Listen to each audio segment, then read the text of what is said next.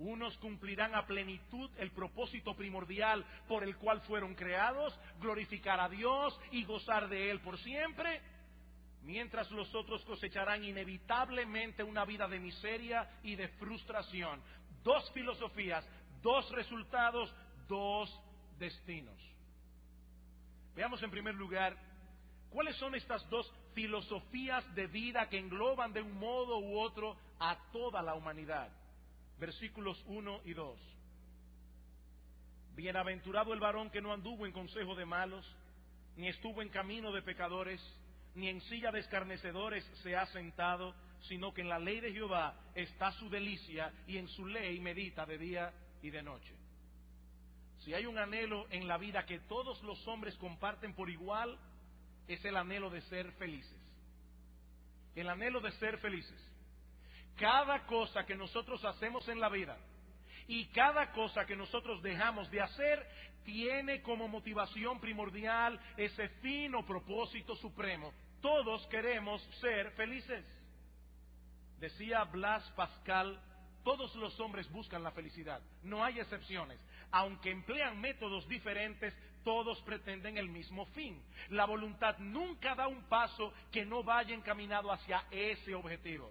Esto es lo que motiva cada acción de cada ser humano, aún de aquellos que se quitan la vida. El que se suicida lo hace porque piensa que estará mejor muerto que vivo.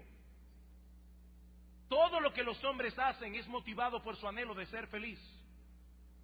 Y el hombre mantiene ese anhelo a pesar de las tragedias que ha experimentado la raza humana a través de toda su historia, a pesar de todas las desgracias que nosotros vemos a nuestro alrededor, a pesar de todas las miserias que nosotros contactamos en nuestras propias vidas. El anhelo de ser feliz sigue siendo el combustible que mantiene a los hombres vivos.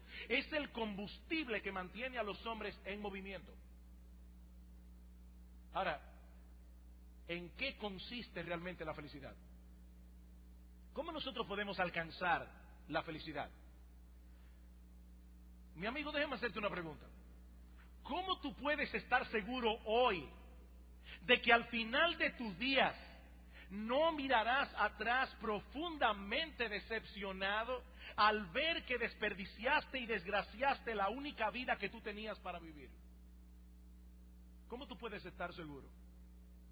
Porque esa es una pregunta que nadie puede responder, basado en su propia experiencia, basado en su propio razonamiento, porque tanto la experiencia como la razón humana son muy limitadas. Mi amigo, apenas llegamos ayer a la vida y hay muchas cosas que nosotros no sabemos.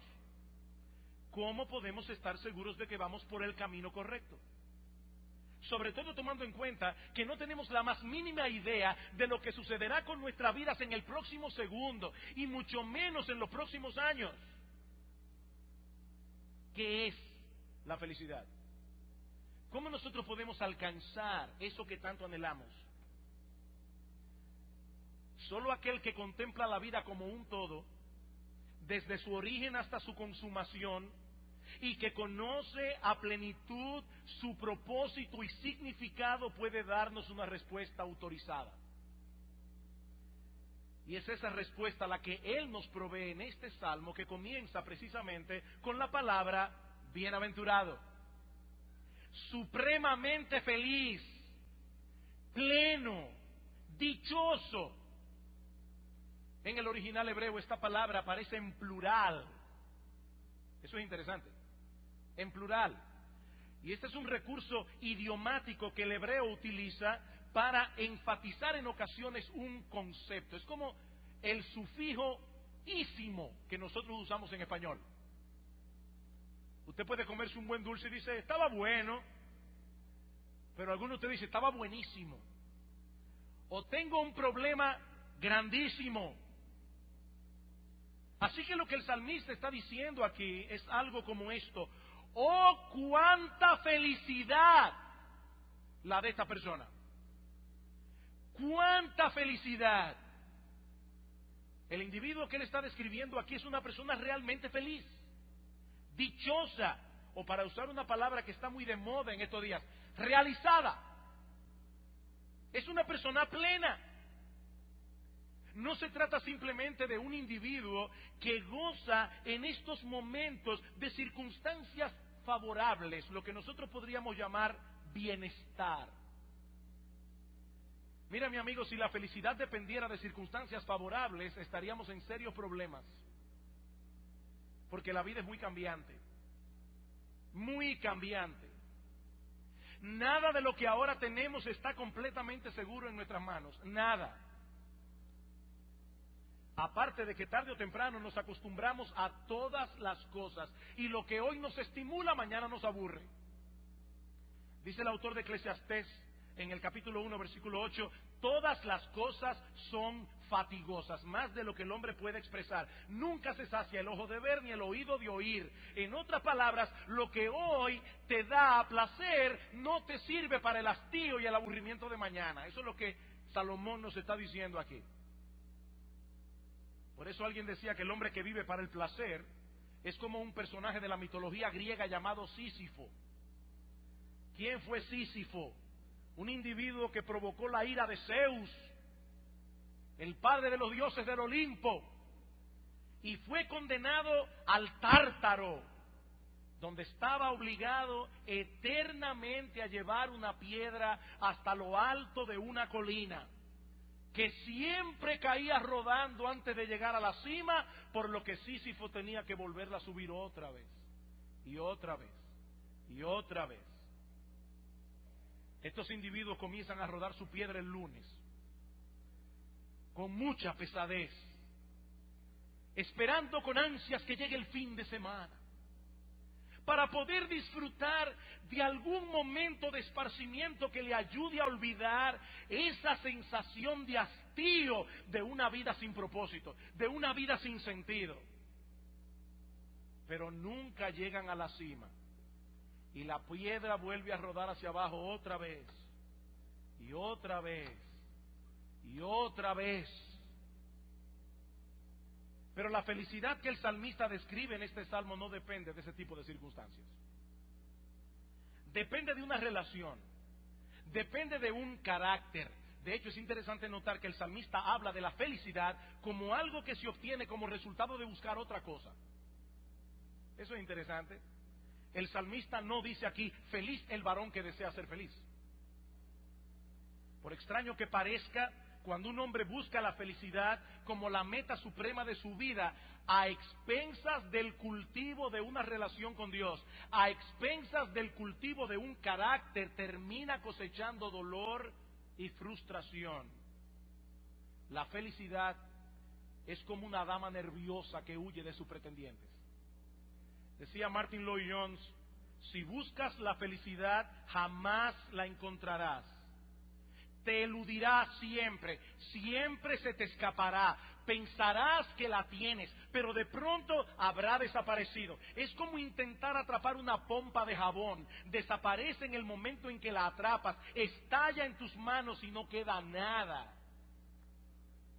Esa es una de las grandes enseñanzas de nuestro Señor Jesucristo en su conocido sermón, el Sermón del Monte. Bienaventurados, felices, dichosos, supremamente felices aquellos que tienen hambre y sed de justicia, porque ellos serán saciados, no los que tienen hambre y sed de felicidad, o los que se embarcan en una búsqueda frenética de placer y bienestar. No, bienaventurados los que tienen hambre y sed de justicia. Otra vez, la clave está en una relación y en un carácter. En un carácter, no en las circunstancias. De ahí lo que el salmista continúa diciendo en el resto del versículo 1. Noten una vez más, bienaventurado el varón, y no se refiere obviamente al género masculino. Se puede traducir bienaventurada la persona que no anduvo en consejo de malos, ni estuvo en camino de pecadores, ni en silla de escarnecedores se ha sentado. Y otra vez puede ser que algunos se sorprendan de que el salmista comience por este punto. Se supone que él va a hablarnos de la felicidad del hombre piadoso, pero en cambio introduce el tema hablándonos del impío. ¿Se dieron cuenta? Bienaventurado el varón que no anduvo. ¿Saben por qué? ¿Saben por qué la Biblia comienza con un punto negativo? Porque la Biblia es un libro realista y toma como punto de partida el lugar donde estamos. La Biblia no presupone que todo el mundo es bueno y que en una forma natural todos transitaremos por el camino correcto. No, la Biblia asume todo lo contrario. Mi amigo, nosotros nacemos con una propensión al mal, de tal manera que si somos dejados a la inclinación natural de nuestro corazón, con toda seguridad, sin lugar a dudas, asumiremos una filosofía de vida equivocada. Por eso la Biblia quiere decirnos dónde estamos, para que sepamos cuándo llegaremos o cómo llegaremos. Leí recientemente la historia de un viajero en Irlanda que está buscando la manera de llegar a Dublín. Así que le pregunta a un hombre que trabajaba junto a un campo: hey amigo, si tuviera que ir a Dublín desde aquí, ¿qué camino tomaría?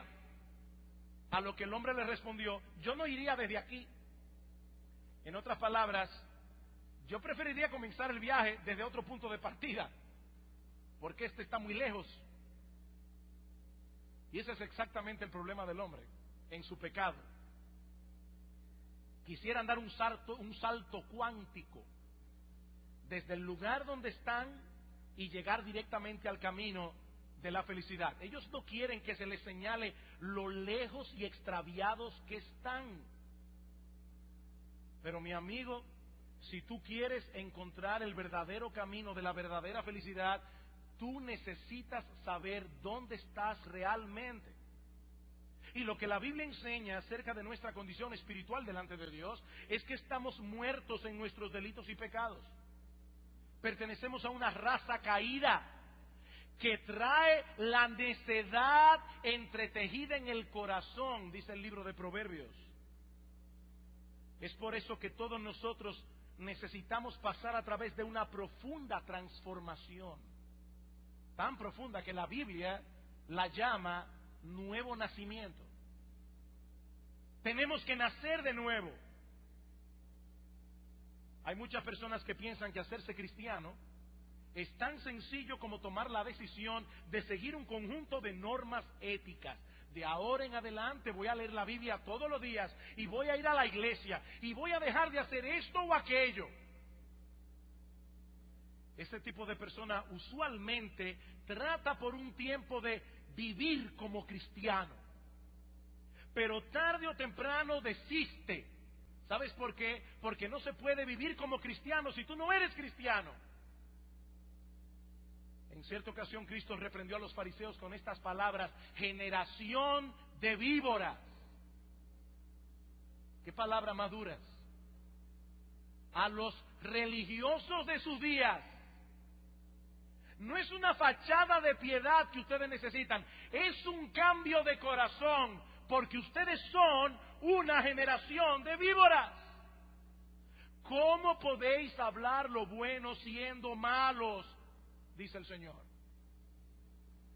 Oí en estos días una historia muy simpática que contó el doctor Sproul para hablar precisamente de esto: cómo las personas pretenden cambiar su naturaleza con un simple ritual. Resulta que había un individuo protestante que vivía en un barrio católico, y todos los Viernes Santos, que los católicos no comen carne, este individuo de maldad sacaba su parrilla y hacía un asado en el patio. Y ya ustedes se pueden imaginar ese olor a carne asada. Los vecinos estaban locos. Así que un día decidieron unirse todos para convertir a este hombre en católico. Y comenzaron a predicarle el catolicismo. Y finalmente el individuo accedió a bautizarse en la iglesia católica. Lo llevaron a la iglesia. El sacerdote le echó una agüita por encima y le dijo: naciste protestante, fuiste criado protestante, pero a partir de ahora eres católico. Los vecinos estaban tan contentos. Llegó el Viernes Santo y de repente ese olor a carne asada volvió a inundar el vecindario. Así que los vecinos fueron a reprender a este hombre y lo encontraron hablándole al pedazo de carne echándole agua, diciéndole: naciste en una vaca, fuiste criado en una vaca, pero desde ahora eres pescado. Mira, mi amigo, si tú puedes cambiar la naturaleza de un animal con agua, así tú puedes cambiar la naturaleza de un hombre bautizándolo. No, no, no, no, no. Generación de víboras, ¿cómo podéis hablar lo malo siendo buenos? Hablar lo bueno siendo malos. Usando la misma figura del salmista en el Salmo 1, nosotros podemos decir que todos nacimos con nuestros pies encaminados hacia el camino del malo, hacia el consejo del malo. De modo que si alguna vez vamos a caminar por la otra senda, mi amigo, nosotros tenemos que devolvernos. Y es precisamente de eso que trata el arrepentimiento. El arrepentimiento. ¿Qué dice Dios en Isaías capítulo 55? Deje el impío su camino y el hombre inicuo sus pensamientos y vuélvase a Jehová. Dé media vuelta y comience a caminar por otro lado. Así que la Biblia comienza con un enfoque negativo porque el diagnóstico viene primero, el tratamiento después. Antes de que puedas ser movido a buscar una solución, mi amigo, tú necesitas saber que tú tienes un problema. ¿Y cuál es el problema? Que venimos al mundo con una inclinación natural a asumir una filosofía de vida que es contraria al pensamiento de Dios. Y aquí debo hacer una aclaración.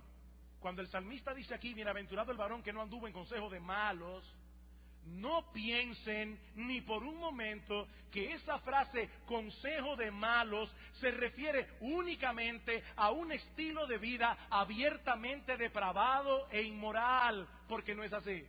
No es así. Como bien señala un comentarista, lo que el hombre bienaventurado rechaza es aquella cosmovisión, aquella filosofía de vida que coloca al hombre en el centro del universo y lo seduce a vivir según sus propios estándares de moralidad y de prosecución del placer. ¿Tú crees que tú eres el centro del universo? ¿Tú crees que tú tienes derecho a redefinir las cosas que Dios ha definido? ¿Tú crees que tienes derecho a llamarle bueno a lo que Dios le ha llamado malo y llamarle malo a lo que Dios le llama bueno? Tú andas en el consejo del malo. Este hombre bienaventurado sabe que él debe defenderse en la esfera de los pensamientos. Porque la mente es el cuarto de control que guía a la persona en su totalidad. Él sabe que su felicidad depende. Oigan bien, mis hermanos y amigos, este hombre bienaventurado sabe que su felicidad depende de evitar conscientemente el camino por el que transita la mayoría. En otras palabras, para llegar a ser felices, hay que aprender a decir que no. Hay que aprender a decir que no. Hay un poema no tan conocido en estos previos, pero muchos norteamericanos han tenido que aprendérselo de memoria. Se titula El camino no elegido, del famoso poeta Robert Frost. Y en uno de sus versos él dice: dos caminos se bifurcaban en un bosque y yo tomé por el menos transitado y eso hizo toda la diferencia. Yo tomé por el menos transitado y eso hizo toda la diferencia. Pero ¿qué sucede en cambio con el resto? ¿Qué sucede en cambio con aquellos que deciden irse con la mayoría? Que se irán enredando cada vez más y más en una maraña de pensamientos equivocados y de hábitos pecaminosos que los llevará por un sendero de frustración y de miseria. Bienaventurado el varón que no anduvo en consejo de malos, ni estuvo en camino de pecadores, ni en silla de escarnecedores se ha sentado. Hay algunos estudiosos de las Escrituras que ven aquí un proceso de decadencia. Comienza oyendo un consejo, después transita por un camino y termina en una silla, inmóvil, atrapado por sus vicios y hábitos pecaminosos. Lo que en un principio es un pecado ocasional, yo sé cómo yo controlo eso. Yo sé hasta dónde llego. Un pecado ocasional que poco a poco se va convirtiendo en un hábito de vida. Y cuando se llega a ese punto, las personas ya no se conforman con darle la espalda a Dios, sino que se burlan con profundo desprecio de aquellos que siguen el camino de la sabiduría. Eso es lo que significa sentarse en la silla de los escarnecedores, en la silla de los burladores, en las sillas de los que se mofan de Dios y del pueblo de Dios. Es un proceso de decadencia. Por eso Pablo dice en 2 Timoteo capítulo 3, versículo 13, que los hombres malos y los engañadores irán de mal en peor, engañando y siendo engañados. Interesante. Engañando y siendo engañados. Ese es uno de los problemas de la mentira. La mentira no solamente provee una información equivocada, la mentira distorsiona el razonamiento del mentiroso. Él termina creyendo su mentira. Los hombres malos, dice Pablo, irán de mal en peor. Es un proceso de decadencia que nadie puede parar, engañando y siendo engañados. El hombre bienaventurado es aquel que evita conscientemente esa filosofía de vida, porque él ha asumido una cosmovisión completamente distinta. Versículo 2. Si no, he ahí el contraste, sino que en la ley de Jehová está su delicia, y en su ley medita de día y de noche. La palabra ley que se usa aquí es el término hebreo Torah, que significa básicamente dirección o instrucción. Puede hacer referencia directa a los mandamientos de Dios, pero también se usa en ocasiones en algunos pasajes del Antiguo Testamento para referirse a la totalidad de las Escrituras. Y es así como se usa aquí. Este hombre se deleita en la palabra de Dios. ¿Sabes por qué? Porque él ha pasado por ese proceso de transformación del que hablábamos hace un momento. Nadie puede deleitarse en el estudio de la Biblia a menos que ame al Dios de la Biblia. Y nadie puede amar al Dios de la Biblia a menos que nazca de nuevo.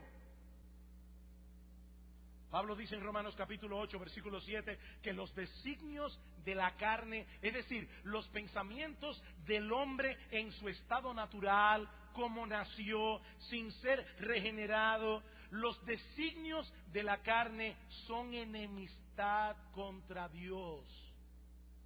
Eso es lo que surge del hombre naturalmente.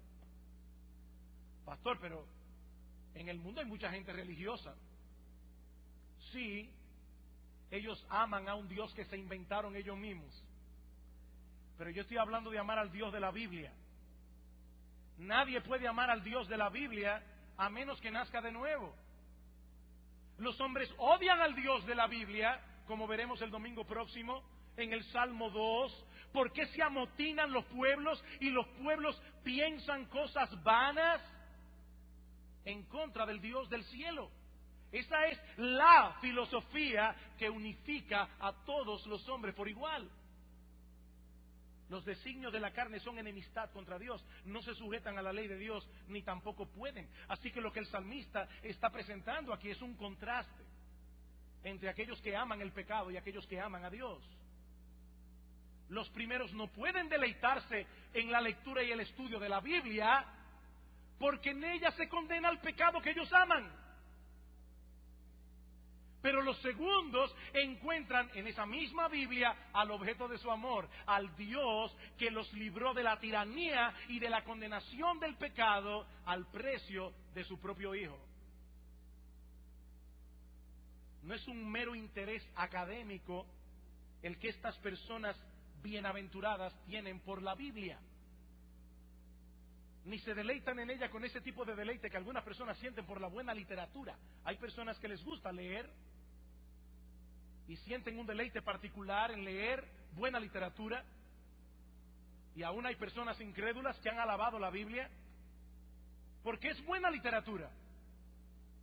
Víctor Hugo decía que el libro de Job es una de las joyas de la literatura universal, y yo no creo que Víctor Hugo fuera creyente, pero ese deleite es un deleite estético, es un deleite académico. Mis amados hermanos, amigos que están aquí en esta mañana, no es de ese deleite que estamos hablando. El deleite que el hombre y la mujer bienaventurados experimentan en la lectura bíblica es de otra naturaleza. Es el deleite de contemplar en las páginas de este libro la gloria del Dios Trino. Es el deleite de encontrarse con Cristo, el Dios encarnado, y de ver desplegado en este libro, desde Génesis hasta Apocalipsis, el extraordinario y maravilloso plan de redención, que manifiesta una coherencia tal, de principio a fin, que es obvio que este libro es de inspiración divina. Es ese deleite. Es el deleite de saber que toda la sabiduría que nosotros necesitamos para conducirnos en este mundo de tal manera que Dios sea glorificado y nosotros seamos beneficiados se encuentra únicamente en este libro y no en ningún otro lugar. Es ese deleite.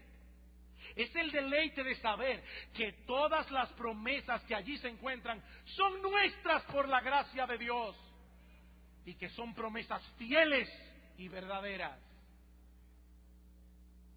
Es por eso que este hombre bienaventurado acude a esa palabra de día y de noche y lo hace con placer, no como una carga. Y debo aclarar algo aquí. El Salmo 1 no lo escribió un vago. El Salmo 1 lo escribió un rey muy ocupado, con muchas cosas de estado que resolver. Cuando este hombre dice aquí, bienaventurado el varón que medita en la ley de Dios de día y de noche, no está hablando de un individuo que vive apartado de la sociedad, enclaustrado en un monasterio en el alto de una montaña, dedicado exclusivamente a la oración y a la contemplación. No. Este hombre vive en el mundo real, enfrentando dificultades y problemas reales, pero el consejo de Dios revelado en su palabra se encuentra constantemente en sus pensamientos. ¿Qué dice Dios acerca de esto? ¿Qué dice Dios acerca de aquello? Este hombre lee asiduamente la Biblia, estudia la Biblia, memoriza la Biblia. Él sabe que eso debe ser una prioridad en su vida. Él sabe que nunca puede estar tan ocupado como para descuidar ese alimento vital que su alma necesita. Pero sobre todas las cosas este hombre medita en la Escritura. Y esa palabra meditar significa recordársela a sí mismo. Él está rumiando la Biblia constantemente, día y noche. Mi amigo, esa es la marca inconfundible de que una persona ha nacido de nuevo. No simplemente que lea la Biblia. No, aquí estamos hablando de deleitarse en la Biblia. De deleitarse, tener en sus manos un tesoro tan valioso y en dependencia del Espíritu de Dios, tratar de conformarse a lo que dice la Biblia.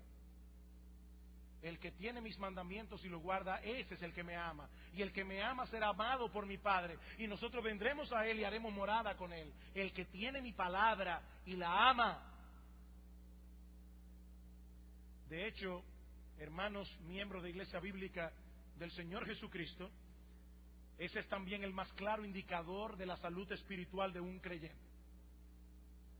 Así como la salud física de un niño es proporcional a su apetito, así también la salud espiritual de un creyente es proporcional al apetito que tenga por la palabra de Dios. El creyente saludable ama la Escritura, se deleita en estudiar y memorizar la Escritura. Él sabe que no existe ninguna cosa más importante que empapar su proceso de pensamiento con la palabra de Dios. ¿Se acuerdan de Marta y María? Cristo fue a visitar este hogar. Marta estaba afanada en muchísimas cosas. María se sentó a los pies del Señor a escuchar sus enseñanzas. Marta viene a quejarse. ¿No te da cuidado que María me deje servir sola? Cristo le dice: Marta, Marta, afanada y turbada estás con muchas cosas, pero María escogió la mejor parte. La mejor parte, la cual no le será quitada. Hay algunas personas que dicen: ¿sabe qué pasa, pastor? Es que yo por temperamento soy más como Marta, afanada.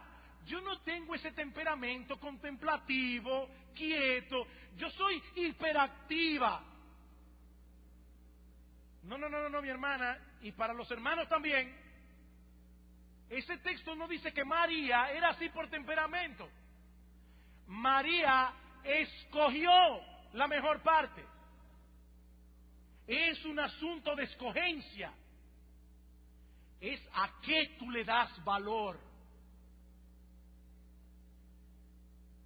Desead como niños recién nacidos la leche espiritual no adulterada, para que por ella crezcáis para salvación, si es que habéis gustado la benignidad del Señor.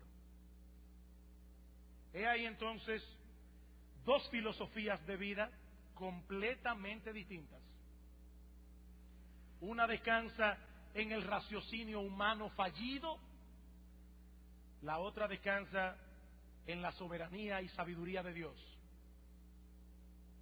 Y los resultados que ambas producen no pueden ser más contrastantes también. Versículo 3. Será como árbol plantado junto a corrientes de agua. Ese hombre que da su fruto en su tiempo y su hoja no cae, y todo lo que hace prosperará. No así los malos, que son como el tamo que arrebata el viento. El salmista contrasta aquí la vida del justo y la vida del impío. ¿Y cuál es el símil? Un árbol y el tamo. El árbol y el tamo. El primero es como un árbol plantado junto a corrientes de aguas. Independientemente de las circunstancias a su alrededor, este individuo permanece firmemente enraizado en un fundamento inamovible y mantiene su vitalidad y mantiene su productividad, aún con el paso de los años, en tiempos buenos y en tiempos malos. Este hombre siempre da fruto. Las personas que están al lado de este hombre se benefician de su compañía. Cuando todo a su alrededor parece seco y árido, este individuo continúa absorbiendo las inagotables riquezas de gracia que Dios le suple a sus hijos en su palabra. Por eso siempre fructifica y siempre está verde. Aunque nuestro hombre exterior se va desgastando, como a todo el mundo, no obstante el interior se renueva de día en día. Por eso dice la Escritura que el justo será como las águilas. Las águilas siempre renuevan su plumaje y siempre parecen jóvenes. Ese es el justo, y todo lo que hace prosperará. No necesariamente en el sentido en que el mundo evalúa la prosperidad, aunque es indudable que los principios de Dios funcionan.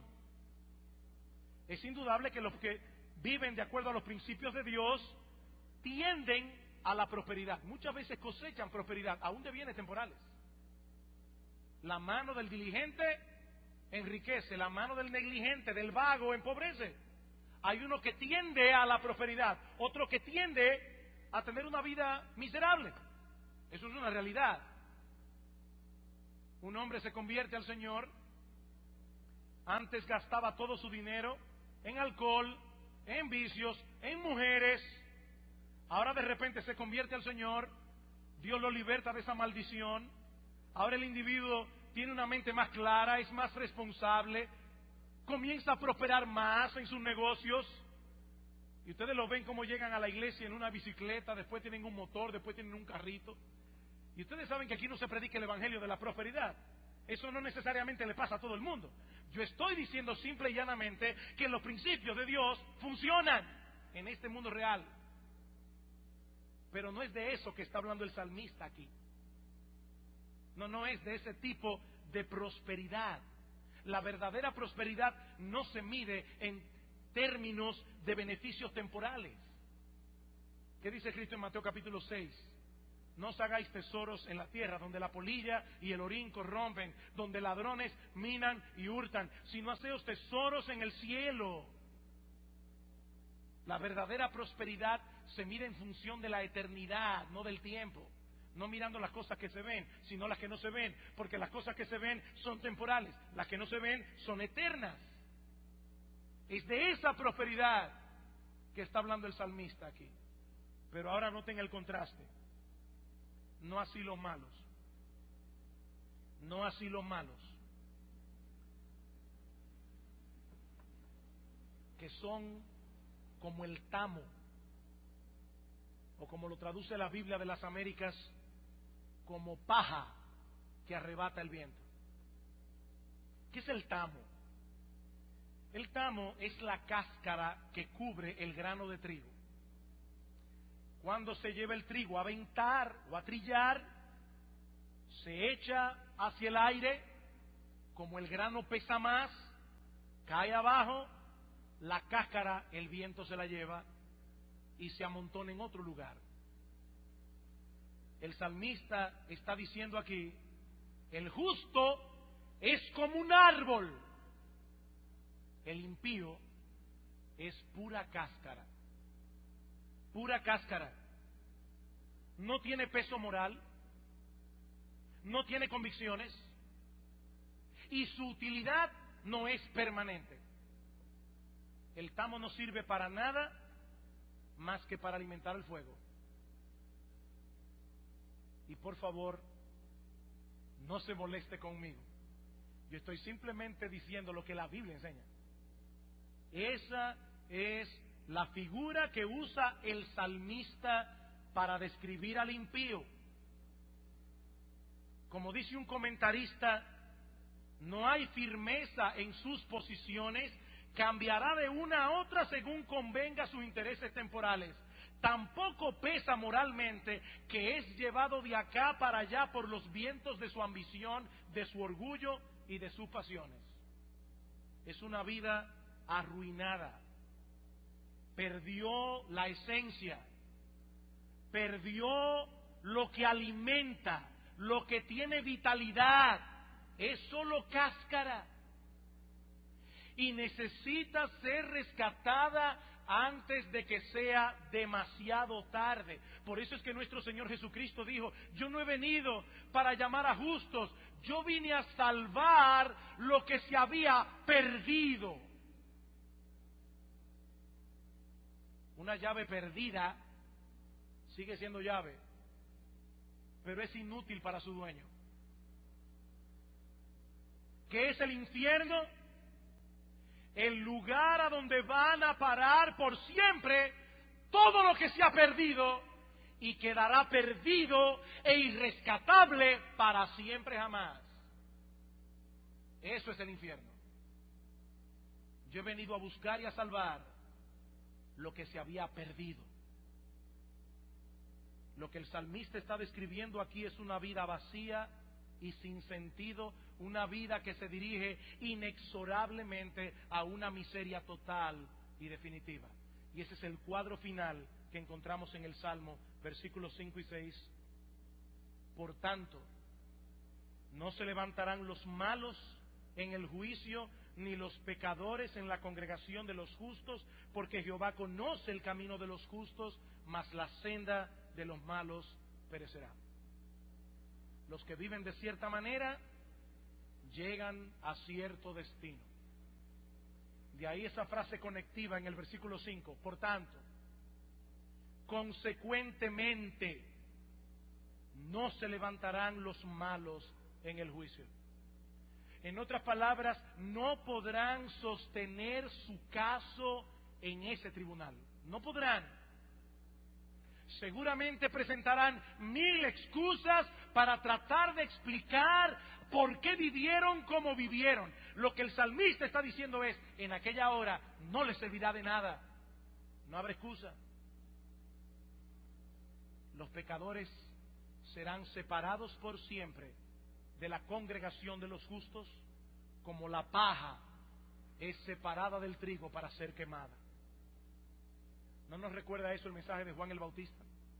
Cuando introduce al Mesías, su aventador está en su mano y limpiará su era y recogerá su trigo en el granero y quemará la paja, el tamo, la cáscara en fuego que nunca se apagará. Y ¿sabes qué, mi amigo? En ese día no habrá equivocación. No habrá equivocación porque Jehová conoce el camino de los justos. Jehová conoce el camino de los justos. Dios está velando por los suyos, aquí ahora. Y continuará preservándolos hasta llevarlos sano y salvo a su presencia. Pero el camino de los impíos los llevará finalmente a su total destrucción y miseria. Y no hay punto medio aquí. 2 filosofías de vida, 2 resultados, 2 destinos. ¿No es eso lo que dice el Señor en el Sermón del Monte? Entrad por la puerta estrecha, andad por el camino angosto, porque la puerta ancha por el que van todos, ese lleva a la destrucción. El hombre sabio es aquel que construyó su casa sobre la roca. Ese es el que oye mi palabra y las hace, dice el Señor. Lo mismo del Salmo 1. El hombre necio es aquel que edificó su casa sobre la arena. Es aquel que edificó su vida sobre filosofías humanas. Es aquel que edificó su eternidad en religiones de hombres. ¿Y qué pasó? Vinieron ríos, soplaron vientos, cayó la lluvia, dieron con ímpetu contra aquella casa y fue grande su ruina. Fue grande su ruina. Mi amigo, ¿en cuál de estos grupos te encuentras tú? ¿Cuál de estas 2 filosofías de vida describen la tuya? Porque no se puede cosechar los resultados y el destino de una viviendo según la filosofía de la otra. ¿Por cuál de estos 2 consejos te conduces tú? Porque la verdadera felicidad está reservada para aquellos que deponen su actitud de rebeldía hacia Dios y deciden de todo corazón someterse a su voluntad revelada. ¿Y sabes cuál es el primer paso para someterte a su voluntad revelada? Venir a Cristo en arrepentimiento y fe. Permítame contarles una historia más y con esto concluyo. Hace muchos años atrás, un hombre llamado Joseph Flax visitó la tierra de Palestina y tuvo una singular oportunidad de predicarle la palabra a un grupo de judíos y de árabes al mismo tiempo. Y el texto que escogió fue precisamente el Salmo 1. Al final de leer el pasaje, preguntó: ¿quién es el hombre bienaventurado de quien habla el salmista? Este hombre nunca anduvo en el consejo del malo, ni estuvo en el camino de los pecadores, ni se sentó en la silla de los escarnecedores. En otras palabras, este hombre fue absolutamente sin pecado. ¿Quién es el hombre del Salmo 1? ¿Quién es el epítome de este hombre? Nadie dijo nada. Así que Flax preguntó: ¿era este nuestro gran padre Abraham? Un anciano respondió: no puede ser Abraham. Él negó a su esposa y mintió acerca de ella. ¿Y qué de Moisés el legislador? No, dijo otro, no puede ser Moisés. Él mató a un hombre y perdió su temperamento en las aguas de Meriba. Flax entonces sugirió a David. ¿Qué de David? Por razones obvias que todos conocemos, tampoco puede ser David. ¿Saben qué pasó? Después de un largo silencio, un anciano judío se levantó y dijo: mis hermanos, yo tengo un pequeño libro aquí, se llama el Nuevo Testamento. He estado leyéndolo, y si pudiera creerle a este libro, si pudiera estar seguro de que es verdad, yo diría que el hombre del Salmo primero fue Jesús de Nazaret. Él es el hombre bienaventurado, el perfectamente bienaventurado, la segunda persona de la Trinidad, que por amor a pecadores se hizo hombre, vivió una vida perfecta, sin pecado, siempre sometido al consejo de Dios, y luego murió en una cruz siendo inocente para satisfacer la justicia de su Padre por amor a aquellos como tú y como yo que éramos culpables. Él es el hombre bienaventurado por excelencia, porque es el único que cumple a plenitud lo que se describe en este salmo. Él es el único que ha sido absolutamente coherente con la filosofía de vida que este salmo describe.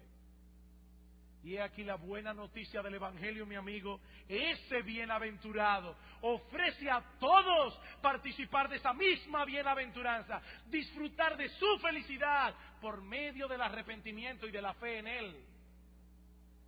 Él ofrece perdón y reconciliación para todos aquellos que confían en Él, para todos aquellos que se someten a su señorío. Solo así, mi amigo, solo así tú podrás asumir esa filosofía de vida que el salmista describe en el Salmo primero. Solo así podrás cosechar el destino bienaventurado de aquellos que meditan en la palabra de Dios y la guardan de todo corazón. Solo así.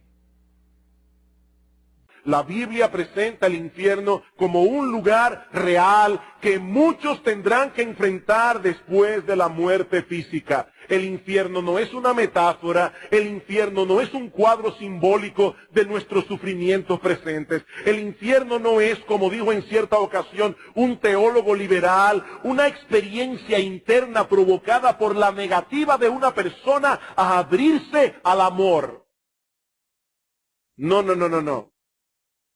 En la parábola del rico y Lázaro, en Lucas 16:28, Jesús presenta a este hombre rico describiendo el infierno como este lugar de tormento. Este lugar de tormento. Y la palabra que aparece allí es la que normalmente se usa en la Biblia, en el Nuevo Testamento, para referirse a un lugar. La palabra griega topos, de donde proviene nuestra palabra topografía. De igual manera dice la Biblia de Judas en Hechos capítulo 1, versículo 25, que luego de quitarse la vida, se fue a su propio lugar. O como lo traduce alguien, se fue a donde merece estar. El infierno es un lugar real, creado por Dios. ¿Dónde se encuentra?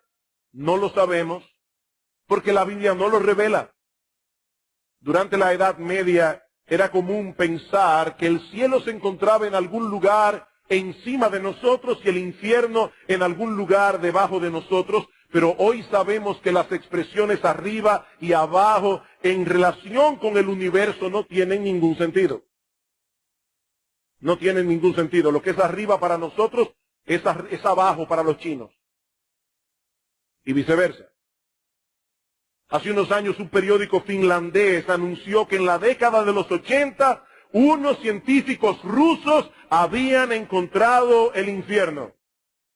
Supuestamente perforando un pozo en Siberia, un pozo de 14.4 kilómetros de profundidad y con un aparato receptor ultrasensible, habían registrado el sonido de millones de voces humanas gritando en angustia. Si nunca han oído ese video, yo lo he visto y lo he oído. Según este grupo de científicos, También registraron que en ese lugar había una temperatura estimada en 1100 grados Celsius, unos 2000 grados Fahrenheit. Por supuesto, habría que preguntarse cómo los aparatos de grabación pudieron resistir una temperatura semejante. ¿Y por qué esperaron tanto tiempo para dar a conocer una noticia tan extraordinaria? ¿No eso es un engaño? Un engaño muy elaborado. Nosotros no tenemos idea de dónde se encuentra localizado el infierno en este universo creado por Dios. Pero no hay ninguna duda de que la Biblia lo presenta como un lugar real. En segundo lugar, la Biblia también enseña que el infierno es un lugar de castigo justo y terrible.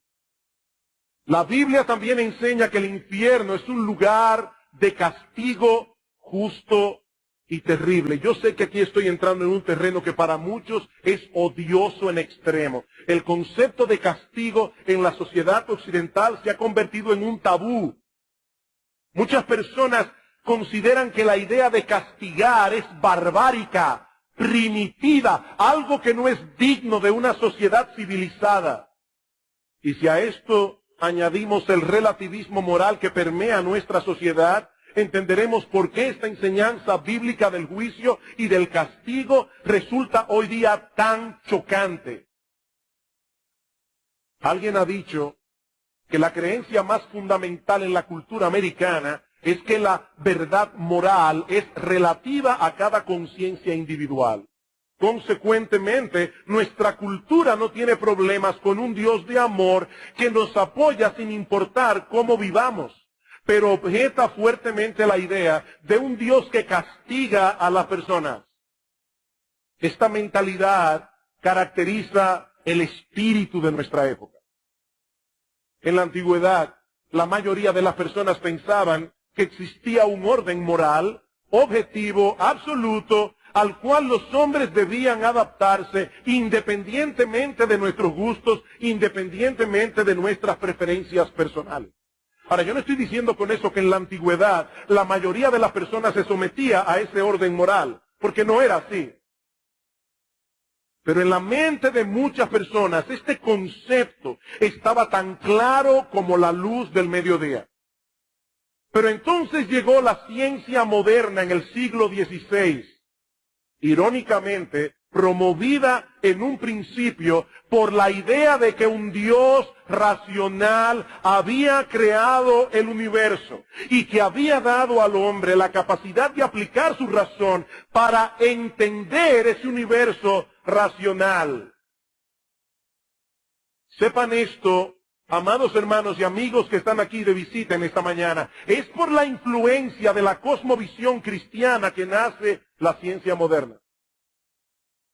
Pero poco a poco comenzó a desarrollarse en el hombre moderno la mentalidad de que la ciencia era el único medio para poder conocer con certeza las cosas. Lo que no se puede probar por la ciencia no se puede conocer.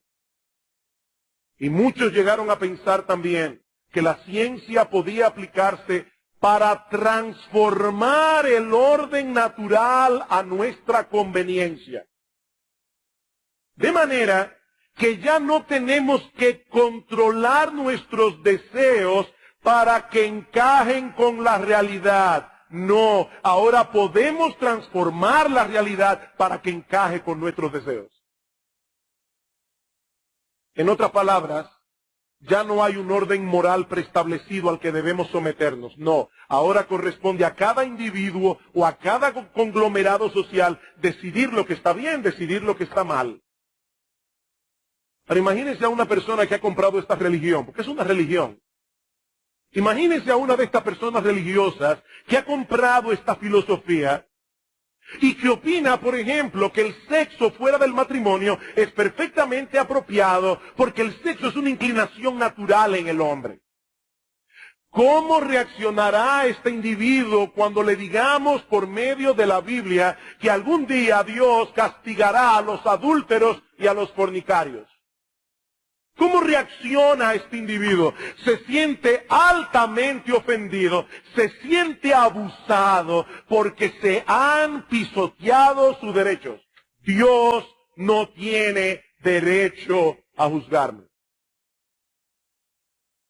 Pero la Biblia enseña sin lugar a dudas que el mismo Dios que estableció una ley moral que debe regir a todos los hombres por igual, estableció castigo para aquellos que violen su ley. Como sabe cualquier cuerpo judicial, una ley sin sanciones son palabras al viento. Una ley sin sanciones son palabras al viento y Dios no habla por hablar. En Mateo capítulo 26, versículo 46, el Señor Jesucristo nos dice que los impíos irán al castigo eterno, castigo eterno. Y en 2 Tesalónica capítulo 1, versículo 9, Pablo dice que los que no conocieron a Dios ni obedecieron el evangelio de nuestro Señor Jesucristo sufrirán pena de eterna perdición. Allí será el lloro y el crujir de dientes, dice el Señor. El infierno es un lugar de sufrimiento y miseria. Eso lo vemos más claramente al considerar el origen histórico de la palabra Gehenna, que es la que normalmente aparece en griego y que se traduce en español infierno. Alrededor del año 750 antes de Cristo, subió al trono de Judá un hombre impío llamado Acaz. Y una de las atrocidades que este rey idólatra cometió fue la de sacrificar a sus propios hijos al dios amonita de Moloc en el valle de los hijos de Hinnom, o valle de Hinnom, un lugar ubicado al sudoeste de Jerusalén. Este rey impío fue sucedido por su hijo Ezequías, un hombre temeroso de Dios que abolió las prácticas idolátricas de sus padres. Pero a la muerte de Ezequías le siguió su hijo Manasés, tan impío y tan idólatra como su abuelo Acaz. Este volvió a edificar los altares paganos en el valle de Hinnom, donde sacrificó también a algunos de sus hijos. Manasés fue sucedido por su hijo Amón, tan impío como el padre. Y este a su vez fue sucedido por Josías, uno de los reyes más piadosos que tuvo Israel en toda su historia. Josías destruyó los altares que sus ancestros habían edificado y destinó el valle de Hinnom para ser un vertedero público donde iban a parar los desperdicios y toda la basura de Jerusalén. Más tarde este lugar fue escogido para arrojar los cuerpos de animales muertos, así como los cadáveres de los criminales que se pudrían allí o eran consumidos por el fuego, un fuego que ardía continuamente porque siempre había algo que quemar. Un escritor señala que en ese lugar las llamas nunca dejaban de arder y los gusanos nunca dejaban de comer. Los hebreos le llamaban Geben Hinnom, o en su forma abreviada Ge-Hinnom, la cual pasó al idioma griego como Gehenna. Gehenna. De modo que esta palabra comunica la idea de desgracia, deshonra, pecado, culpa, desolación, castigo. Esta palabra aparece 12 veces en el Nuevo Testamento, 11 de ellas fueron pronunciadas por Cristo mismo. Y su enseñanza no deja lugar a dudas en cuanto a la terrible realidad del infierno. En Mateo 5:29, Cristo advierte del peligro de ser arrojado con todo tu cuerpo en el Gehenna, en el infierno. En Mateo capítulo 23, versículo 33, menciona a los hipócritas que no podrán escapar de la condenación del infierno. Cuando envió a los 12 discípulos a predicar el evangelio y sabiendo de antemano que habrían de enfrentar muchas dificultades y muchas persecuciones, Cristo les dice: no temáis a los que matan el cuerpo, mas el alma no pueden matar. Temed más bien a aquel que puede destruir tu cuerpo y tu alma en el Gehenna, en el infierno. En otra ocasión se refirió al Gehenna como el lugar donde el gusano de ellos no muere y el fuego nunca se apaga. Y aunque algunas de estas descripciones son metafóricas, eso no suaviza la realidad del infierno, sino que la recrudece. Porque la realidad siempre será peor que aquello que se usa como una simple comparación. El infierno es un lugar de castigo justo y terrible. Como vimos la semana pasada, la Biblia nos revela un Dios perfectamente bueno, pero también como un ser perfectamente santo, perfectamente justo, un Dios que de ningún modo tendrá por inocente al malvado, un ser que es indiferente a la maldad, que es indiferente a la injusticia, no es bueno en ningún sentido. Si nuestro Dios no es un Dios justo, entonces sería el diablo. Y como criaturas creadas a su imagen y semejanza, todos nosotros aquí podemos entender ese concepto, por más que algunos se empeñen en sacarlo de sus mentes y de sus conciencias.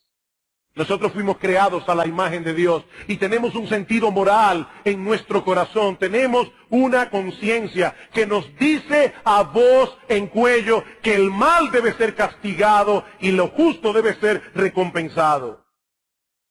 Ese es un principio elemental de justicia. Como yo decía hace un momento, las leyes sin sanciones son palabras al viento. Y cuando es Dios el que castiga, ese castigo será justo, absolutamente justo. El juicio de Dios, dice Pablo en Romanos 2, es según la verdad. Nadie recibirá un poco más de lo que merece, pero tampoco ni un poco menos. Es por eso que la Biblia enseña claramente que en el infierno no todos sufrirán el mismo grado de castigo. En el infierno habrá diferentes grados de castigo. Dice en Lucas capítulo 12, versículo 47, aquel siervo que conociendo la voluntad de su Señor no se preparó recibirá muchos azotes, mas el que sin conocerla hizo cosas dignas de azote, será azotado, pero poco, porque todo aquel a quien se le haya dado mucho, mucho se le demandará, y al que mucho se le haya confiado, más se le pedirá. El castigo será proporcional al conocimiento y a las oportunidades. Es a la luz de esa realidad que Cristo pronunció un juicio tan severo contra las ciudades de Betsaida, de Corazín, de Capernaum.